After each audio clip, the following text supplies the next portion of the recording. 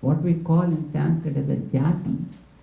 The jati will remain, but the objects keep changing. But the time will never change. But according to the scriptures, our Kali Yuga,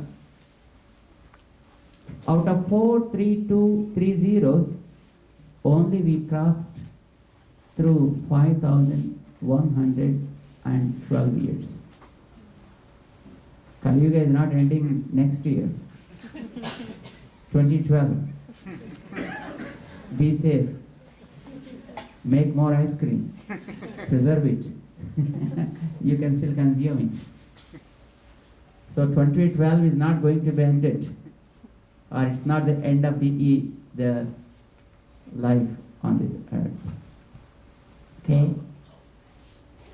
We have still 428,000 years to go. So we can deposit anything safely.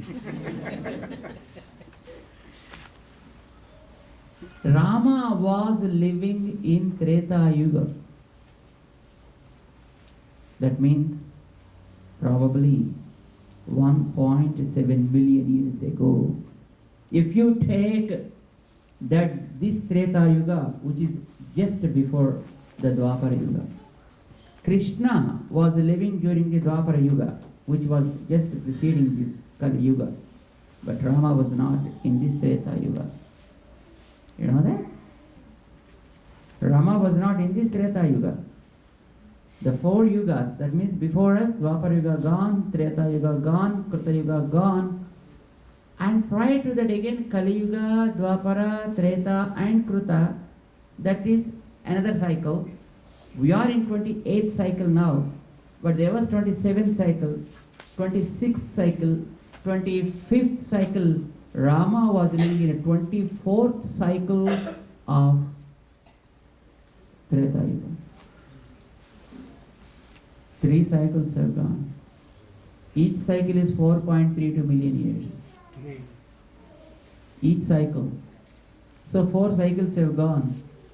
That means almost 13 million years ago, Rama was living on this earth. And he constructed a bridge with monkeys. And you can see that bridge is still in your Google map. Most of you must have seen that, right? In the photos. A curving bridge between India and Sri Lanka. It is still there. Of course, people make their own stories to break it, or trying to say that it is, after all, a natural formation. Let people call it in a way they like for their own selfish ends. But it's pretty much mentioned by our ancestors, our rishis and our sages, our so many poets belonging to north, south, east and west. Everywhere they talked a great deal about the bridge that was existing, probably on which people were walking for some time too. It seems the bridge was pretty much in use till the last part of 18th century. Yeah, till the last part of 18th century, people were just walking across that bridge, it seems. That's why many people, probably many rulers, used to go to have the Setu Darshan. If you see the records of Tirumala, there are so many records, that preserved, published and preserved also. Many kings ruling north and ruling Karnataka, the Vijayanagaram Empire, those people used to have a trip to south, and the purpose was to have the Setu Darshan. So in olden days, they used to calculate like Asetu Sita Achala, not from Kanyakumari to Kashmir, that came very recent. They used to say, no, from Kashmir to Kanyakumari. But if you just go back a couple of 100 years ago, and if you see the records of anybody made records, kings, they made records because they, so many, what you call them? The Silasasanas.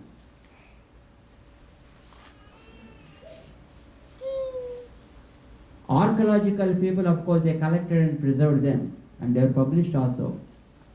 And if you see those books, it is mentioned like it is from Ase to Sitachalam. That means from Himalayas to Setu. Supposedly Setu was the last part. From there actually the bridge was built. So people used to go to have the Setu darshan. And there were so many empires went to have Setu darshan via Tirupati, giving many contributions to Tirumala. Lord Venkateshwara, they were recorded. There was a king called the Veera Narsimharaya, who was just going from Vijayanagaram Empire. I think he was the empire there. And he was going to Setu Darshanam. He visited Tirumala. And then he wanted to build something. And he paid money to the local people to start constructing a tower. And he went to south, had the Setu Darshan, returned. Probably it took a couple of months time by which actually they raised the tower to a certain height. He returned to Tirumala and had a sleep for one night. And during that sleep, he happened to see a serpent saying, "No, I can't bear this weight." And he was really scared. Next morning, he woke up and asked the local scholars, "Hey, I got this dream. What would be the result?" They said, "O king, you are constructing a tower. Probably God doesn't want that. But to this extent, God is okay. So don't raise it anymore. Stop it there." That tower, I think it was built during 14th or 15th century. And of course, it was pulled down by the foolish and ignorant officers during 1980s. They removed it. It was a great monument. Then the king asked, "Hey, what have I to do now for the thing what I did?" Then they said, "You prepare, because you have seen a snake, right? So prepare a Nagabharana, a snake, and you can offer it to God." He has seen the dream like the snake, saying, "No, I can't bear this weight, I can't bear this weight." And the snake slowly just entered the sanctum sanctorum of the temple and just, rotated to the left hand of Lord Venkateshwara, it seems. He said, "This is my dream." Then they said, "Now you prepare a Nagabharana and offer it so that it can be decorated to Lord's left hand." They made a Nagabharana and then offered it to Lord Venkateshwara, the king, Veera Narsimharaya. And he was having one Nagabharana. The reason was that during 11th century, it was not 14th century, as I said, it was before that, before Ramanuja's period this had happened. That means probably 8th or 9th century, this had happened. Then the actual people used to call it the Mottai Gopuram. Mottai Gopuram means made up to that extent and stopped there. That's called Mottai Gopuram. That's how they made it. That Gopuram was staying till recent. I think almost 1500 years old Gopuram. That was just removed. During 11th century, when Ramanujacharya visited the temple, and of course there was a few incidents happened, then Ramanujacharya said, "Why there is only one Nagabharana? They said, it was the king who offered. That's okay, but Lord Venkateshwara supposed to have two Nagabharanas. Because in Venkatachala Mahatmyam, his uncle, who was Venkateshwara's uncle?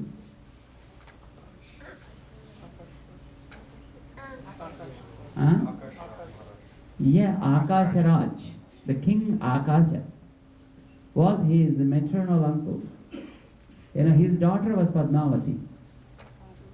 That king Akasaraja, he offered a couple of Nagabharanas to Lord Venkateshwara. Nagabharana Yugmam cha, it is mentioned in Venkatachala Mahatmya. So the scripture says that there were two Abharanas. But why they are not here? They said, we don't know. Because it was almost 4,000 years ago. I think probably people, and so many people came and they were taking care of the temple, and many things might have happened. Then Ramanujacharya said, instructed the king of the day to prepare another Nagabharana in addition to what the Veera Narasimharaya offered, and decorated it to his right hand also. Now we see both Abharanas to Lord Venkateshwara, right? It was with a history. So people used to visit Setu, which was built by Lord Rama with a big team of his vanara. And it is still there. We can see that, standing witness for the episodes that had happened. Ramayana was not a book written by a simple poet called Valmiki. Ramayana is history. We won't call it epic. How do you call Ramayana? History. Is it Purana? Epic means Purana. But we call it Itihasa. Itihasa means history. What does it mean by history? The events recorded in sequence. That is history. Nothing new will be added, and they want to delete also the events that had happened. That is what you call as history. Ramayana was history. There are two historic books great sages contributed to say how man evolved on this earth. One was Sri Ramayana and the other Mahabharata. These two we call as historic books, itihasas. They were not Puranas. Other scriptures are called Puranas, but these two are called itihasas. God appeared on this earth as a man to show how man has to live. We know Rama very well, right? What is the greatness of Rama? Can you tell me? He lived as a human being, showing the character of the divine. Yes. What did he do during his life?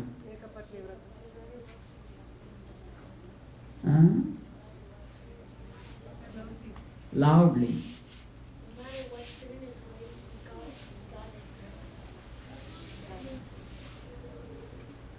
He never declared that he is God.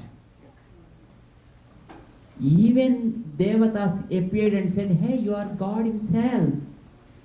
But he said, I am so sorry, I am a man. I want to be a man. Atmanam manusham manya. Rama, Dasaratha. That was a man, if lives like a man, he will be worshipped more than God. A man or even Devata who declares himself as God, and even his own brothers will throw him out. We know Ravana. After all, he also was a man like that. But he always wanted to be worshipped by everybody, and he wanted that the entire world should be under his footsteps. When Hanuman went in search of Sita to Lanka, and he happened to go into Ravana's assembly also, because it was empty, but he was in search of Sita.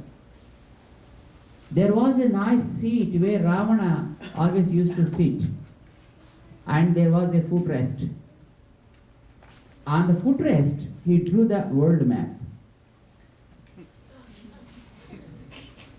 Do you know why? He wanted that. He wanted that the entire world should be under my foot. That's all. World map was not created by Westerners. Just for your information. World map was not made by these guys. World map was pretty much prepared by great sages.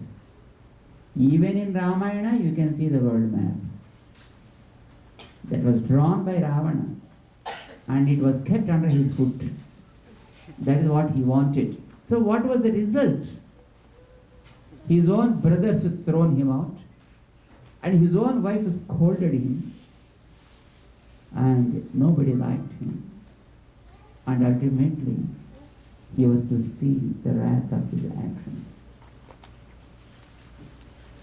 But a man who never wanted to be a ruler, who never wanted to possess anything, who never wanted to enjoy more than what he really deserved, and a man who was always helping others, was ever loved by everybody on this earth.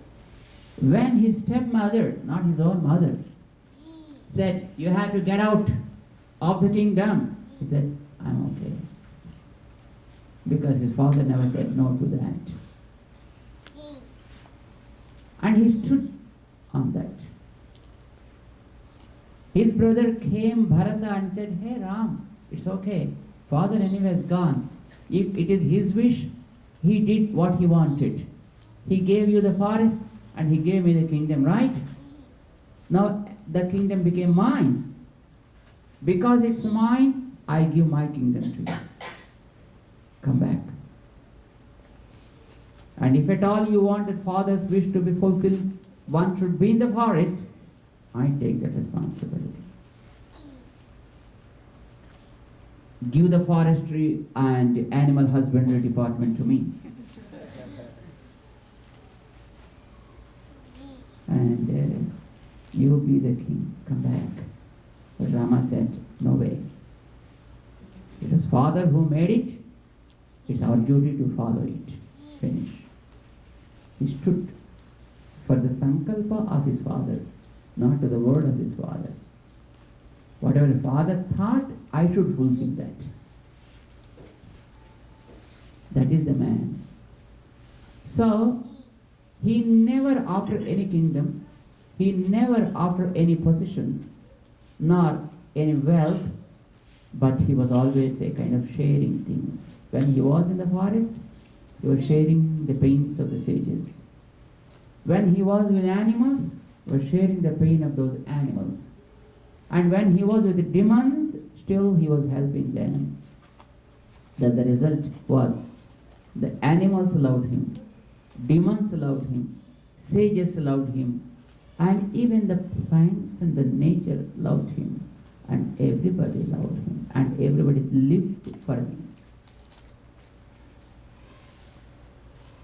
As a result of his sharing love with the nature around, living and non-living creatures around,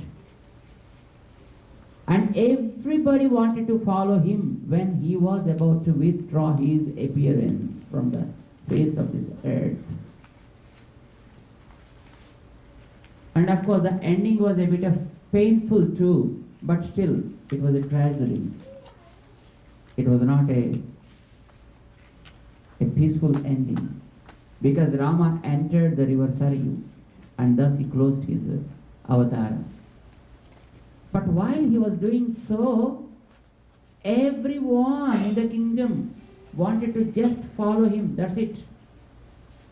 We just can't bear even a second of separation from you, my Ram. So we want to follow you. They followed. Not only human beings, even animals, even the birds. And Valmiki said, no, forget about the animals and birds and human beings. All the living organism just followed him. Living organism. Means what? Nammalwar, one of the great Tamil saints of South India, he sings in one of his beautiful Tamil songs, Pullu Erumbadi Onninniye Narpalukku Ittanam Nanmuganar Pettanattile. It's a Tamil song, of course. On this earth, even he loved because he loved a grass blade and an ant. And even ant followed him. A grass blade also followed him. That means that no living organism wanted to get separated from him and just simply just followed him. And the moment Rama left this world, Ayodhya was totally a desert. It remained a